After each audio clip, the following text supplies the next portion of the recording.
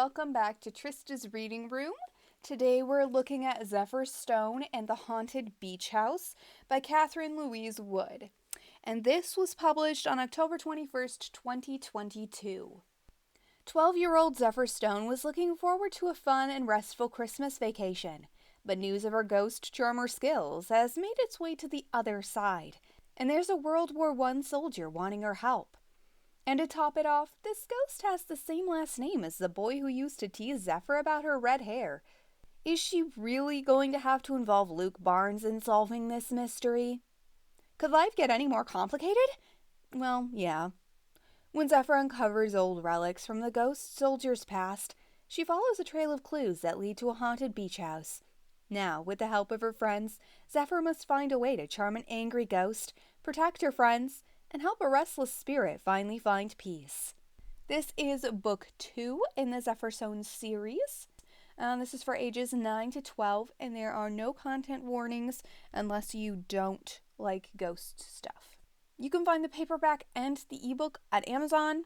The paperback is also at Barnes & Noble and on most of the usual online booksellers. Here's a bit about the author. Kathryn Louise Wood was born in Washington, North Carolina, and has deep ancestral roots in her home state, stretching back to the 17th century.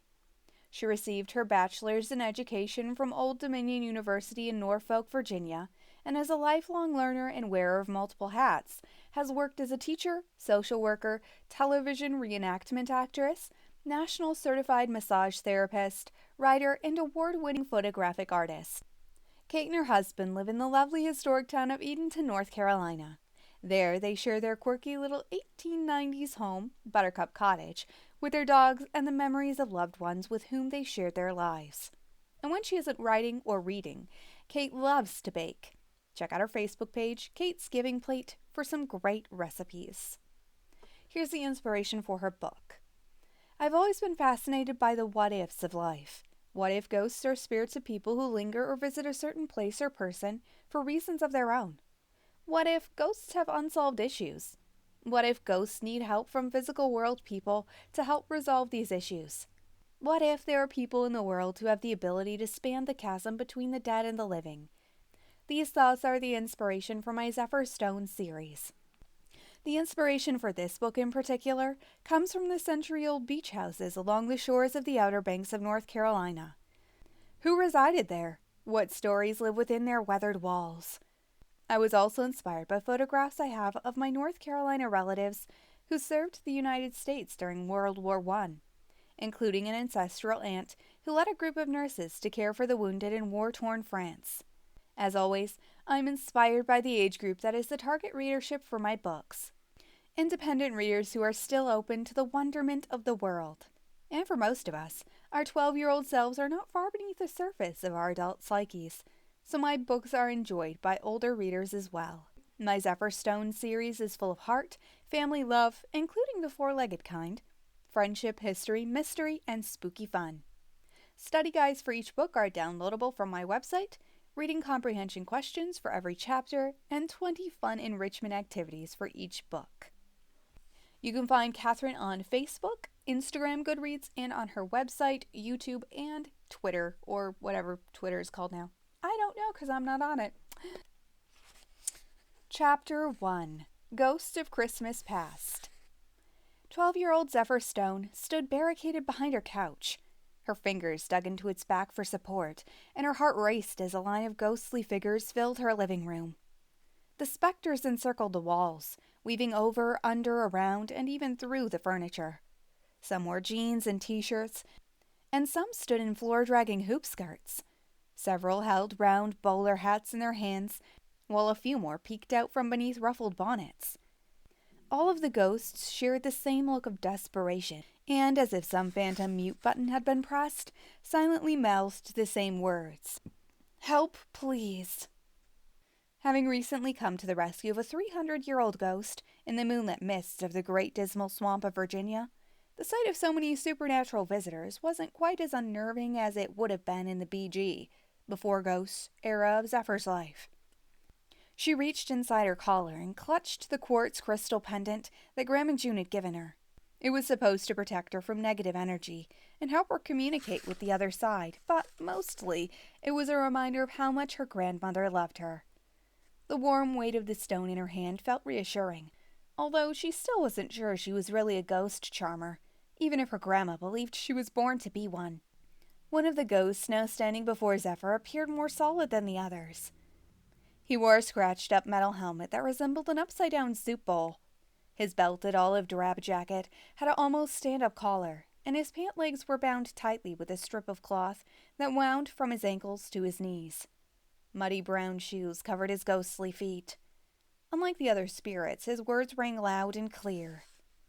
"Excuse me, I'm sorry to disturb you, but we were told you could help us." Help you?" Zephyr stammered, inching backward toward the hallway. The man removed his helmet and nodded. "Yes, ma'am."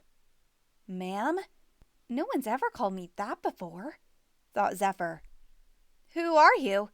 she asked, willing strength into her quivering voice. "Private First Class Roland Barnes," he said with a dignified salute and a squaring of his shoulders. "Barnes? Like Luke Barnes? The boy who used to tease me about my red hair and freckles?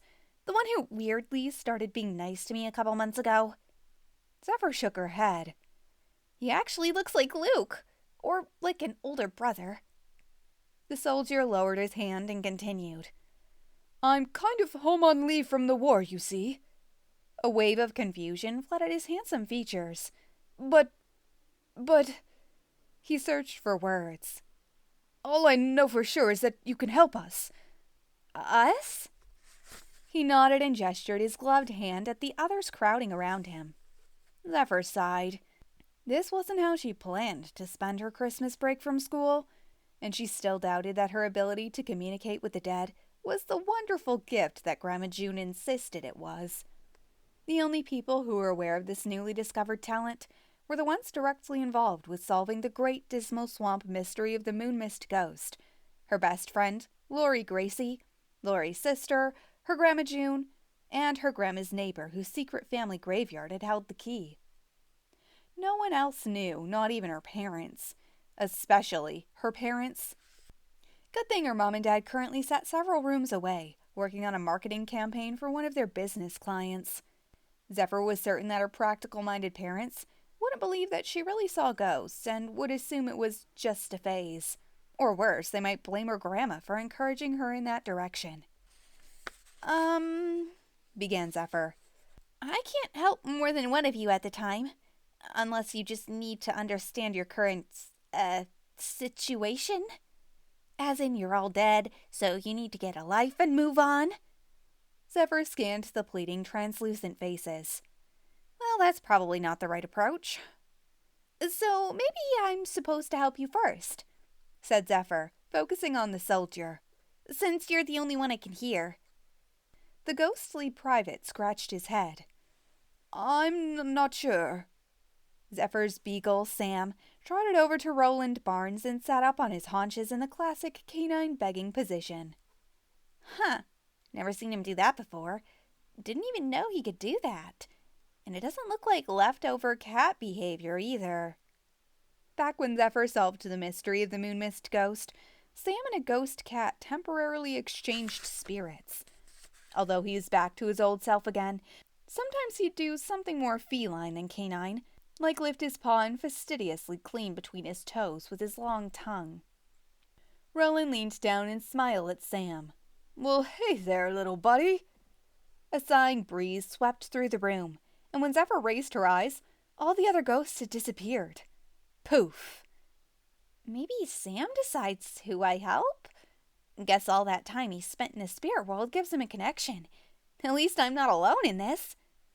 Zephyr sighed.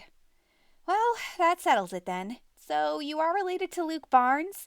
He's a boy at my school." The young soldier's brow creased in concentration. The tapping of rapid footsteps sounded from the hallway. Zephyr turned toward them, and when she looked back, Roland was gone. Sam jumped up on the couch and curled himself back into a nose-to-tail beagle ball, as though nothing strange had happened at all. "Hey, sweetie, how's it going out here in Christmas vacation land?" asked her mom as she entered the living room. Stepping closer to Zephyr, she added, "You okay? You're white as a sheet. You look like you've seen a ghost." Zephyr shook her head. She has no idea how psychic she is. "I'm okay," she replied, thinking fast. "I think I just stood up too quick." With a tilt of her blonde, pixie-cut head, Zephyr's mom took her by the shoulders and looked up into her wide green eyes. At 5'7", Zephyr stood several inches taller than her mother. "You sure?" her mom pressed. "You're not coming down with something, are you? The flu's going around, you know." "No, really, I'm fine," Zephyr assured her. Trying to change the subject, she asked, "So how's it going with you and Dad back in the office?" "Oh, it's going. Sometimes having your own business and working out of your home is way too convenient. At least when you work a 9-to-5er, you can leave the work at work. But we wouldn't have it any other way, and besides, this way I can have lunch with my daughter." "Oh, about that," Zephyr replied softly. "Lori just invited me to have lunch at her house and go Christmas shopping with her and her mom. Is that okay?" A flicker of disappointment drifted over her mom's eyes before the expression disappeared beneath a smile. "Sure," she said. "We'll have plenty of lunch dates together over the next couple of weeks. Lori's parents are fortunate they can close down their bed and breakfast until spring. It's gotta be hard being at your guest's beck and call 24/7. You need a ride over?" "Nah, it's not too cold. I'll just ride my bike." "All right then. Just get home before dark. The days are so short now," she said, glancing at the wide picture window that looked out toward the street. "No problem," said Zephyr. "Anything you want me to pick up while we're out?" "Hang on," her mother said, reaching for a purse on the wall hook by the front door. Fishing out some money from her wallet, she handed it to Zephyr. "Could you stop by Duck Donuts and get us a dozen? Your choice." "I think I could manage that," said Zephyr with a slow grin. "Thanks, Mom." "My pleasure, sweetheart. Get some of those bacon-sprinkled maple ones for your dad, if they have any." "You bet. After we get back, Lori's mom can deliver them so the box doesn't slide off my handlebars." Her mom nodded. "Good idea. Say hi to the Garcia ladies for me." "Will do," replied Zephyr, stuffing the cash into her pocket. When Zephyr's mom left the room to go to the kitchen, Sam uncurled himself and jumped down from the couch. As he gave himself a wake-up shake, something swinging by a cord around his neck glinted in the sunlight. "What's that, Sam?" asked Zephyr. "You been in the tree ornaments when I wasn't looking?" She bent down to examine it closer. It wasn't a Christmas decoration. It was a round, metal tag, about the size of a $50. What is this?" She slipped the cord from around Sam's neck and held up the disc toward the window. Tingling prickles danced across her skin as she read the words stamped into the silver-toned metal. "Roland E. Barnes, PVT, INFNA, USA." And that's it for today. If you want to read more of Zephyr Stone, check out the book. Also, keep an eye out. I'm going to be doing a giveaway of both this book and the first one, which I did a reading of previously on Trista's Reading Room. So keep an eye out, and thanks for joining me.